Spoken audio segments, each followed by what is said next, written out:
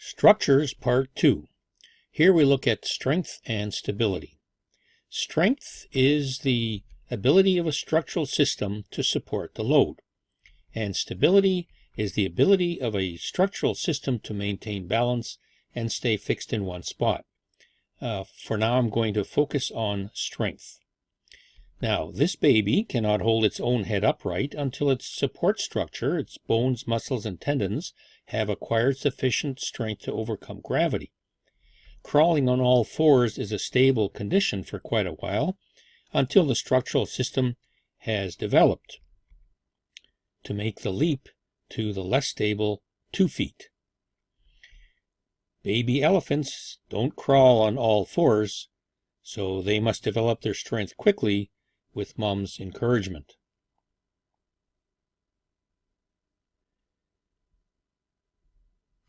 Material strength is fairly straightforward. Paper is a weak material to use in a structure, wood is stronger, steel even stronger, but materials can be made to be stronger in certain ways. For example, by changing their shape, adding layers, and twisting or braiding. We'll consider changing shape here. Consider holding up this book on top of the paper. Obviously, this isn't going to work. But what if you folded the paper like this?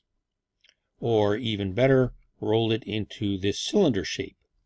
So changing shape may work in some cases to strengthen a structure. Here you could experiment on 3 types of cylinder: triangular, circular, and square.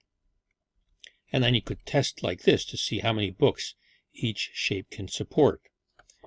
Corrugated shapes confer much additional strength. A section of corrugated metal is stronger than the flat piece. We've all experienced with corrugated boxes and know how strong they can be. This is done by adding a ruffled layer called a flute between 2 pieces of cardboard. What may be less known is that there are 2 types. There's vertical corrugation, in which the flutes between the liners run parallel with the liners, and horizontal, in which the flutes run across or 90 degrees to the sides. Now, tests show that the vertical version is much stronger when the load is placed on the edge, as shown here. At the point of failure, this is how each version looks. Twisting or braiding can add enormously to the strength of a material. Twisting this string or braiding this nylon makes the material much stronger. On a larger scale, we can see how this braided rope is very strong. And these twisted steel cables are strong enough to be used in suspension bridges.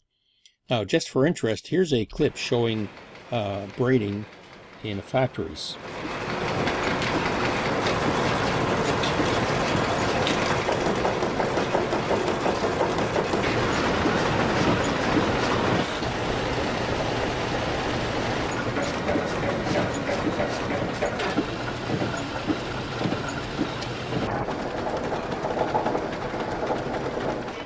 As a final application, these braided ropes, called sheets in sailing, are used to control the sails of this catamaran.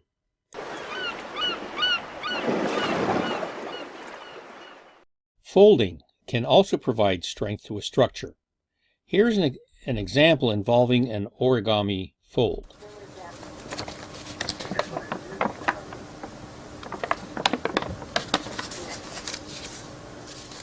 Now, this is called a Miura fold, named after the Japanese astrophysicist who invented it.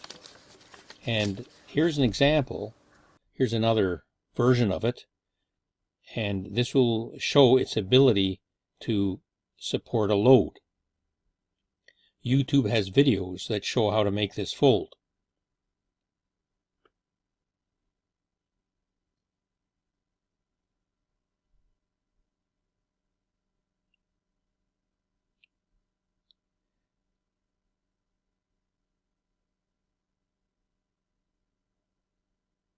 The number of books being added will become increasingly surprising.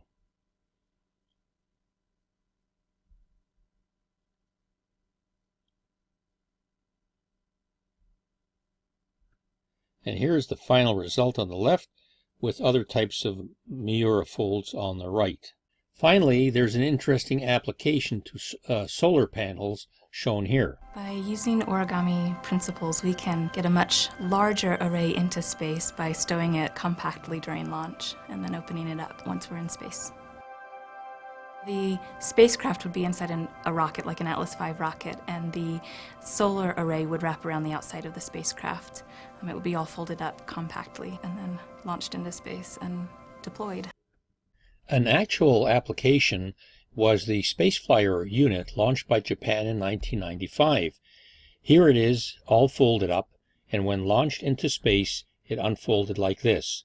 Now, it's not the same circular version that we saw earlier, but this was an actual application that may still be circling in space today. Let's now look at the property of stability. The stability of a structure refers to its ability to maintain balance after being disturbed. For example, this chair is very stable when all four legs are on the ground. But tilt the chair backwards and you start having problems of stability. The chair's equilibrium is changing, and gravity can make the chair fall over at a certain point. The individual elements retain their strength in this case, but it can happen that a stable structure may have one element lose its strength and the structure fails, as shown here. This illustrates a difference between stability, the chair was in a stable position, and strength. One leg was too weak somewhere, causing the collapse. Looking at this coffee cup and this glass tumbler, you can probably tell which one is easier to tip over. A knock on the cup will likely see it fall back, while a knock on the tumbler is more likely to topple it over. The key to understanding stability is understanding center of gravity. The center of gravity is a point on an object where its weight is considered as concentrated at that point. We label the bottom as the base.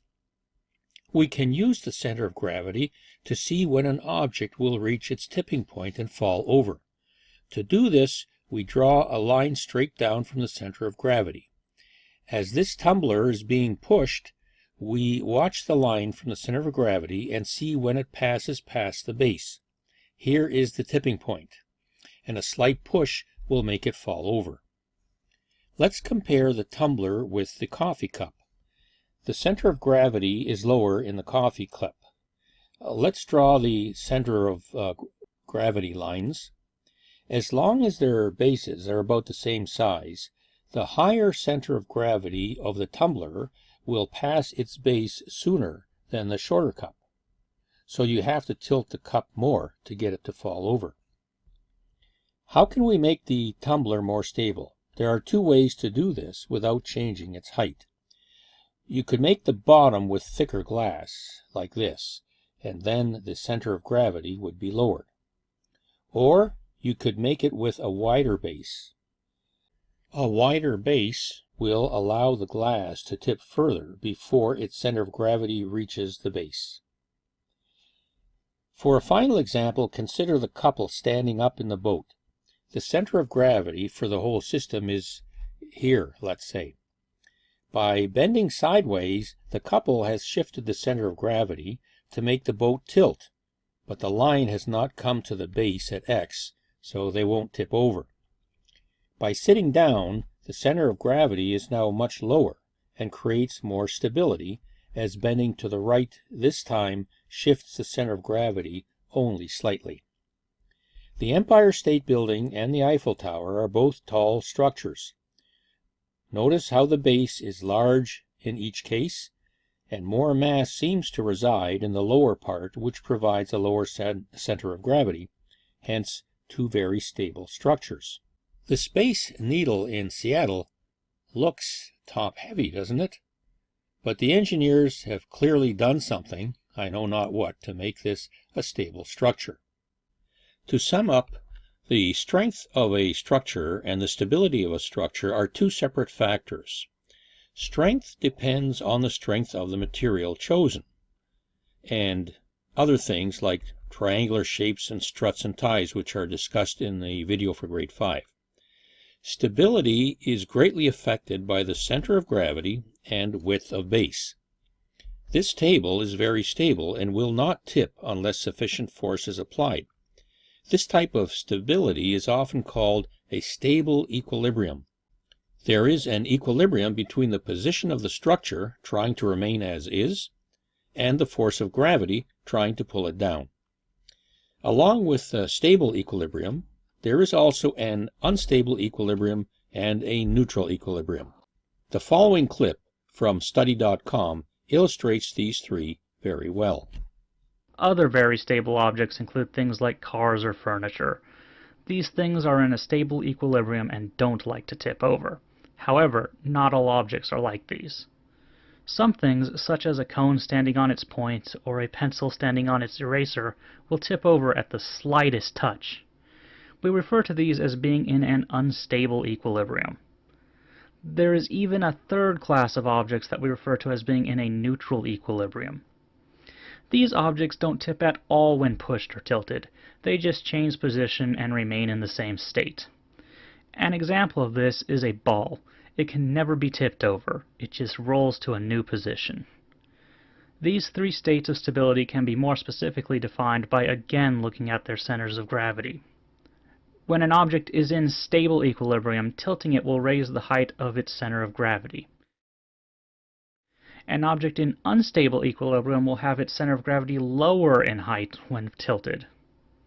Finally, the center of gravity will remain at the same height when pushed for objects in neutral equilibrium.